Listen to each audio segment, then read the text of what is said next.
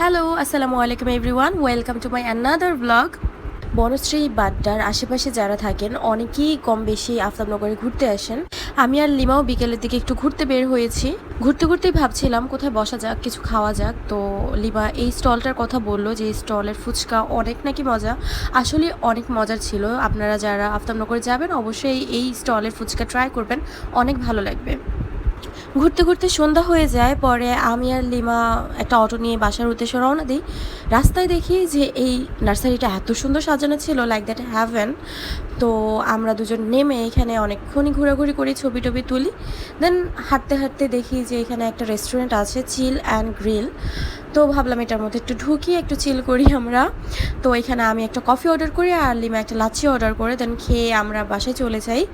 এই ভিডিওটা তার পরের দিনের। জিম থেকে বের হয়ে আমার প্রচুর গরম লাগছিল, অনেক পিপাসাও লাগছিল।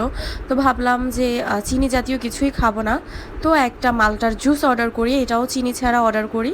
দেন এটা খাই, বাসায় চলে যাই। দেন বাসায় এসে দেখি আপু আসছিল, তো ভাবি সবাই মিলে আমরা অনেক মজা করি। তো আমরা সন্ধ্যাবেলা আমরা এই কাচ্চির পার্টিটা দেই। আমি আর আমার ভাতিজা গিয়ে কাচ্চিটা নিয়ে আসি আল্লাহর দান থেকে, ওরা গরম গরমই দিয়েছিল। তো অনেক মজার ছিল, অবশ্যই আল্লাহর দানের কাচ্চি অনেক বেশি ভালো। তারপর আমরা অনেকক্ষণ ধরে লুডো খেলেছি, অনেক গল্প করেছি, অনেক মজা করেছি। আজকের ভিডিওটা এই পর্যন্তই। সবাই সুস্থ থাকবেন, ভালো থাকবেন। অবশ্যই আমার ভিডিওতে লাইক কমেন্ট করবেন। Thank you so much for watching. আল্লাহ হাফেজ।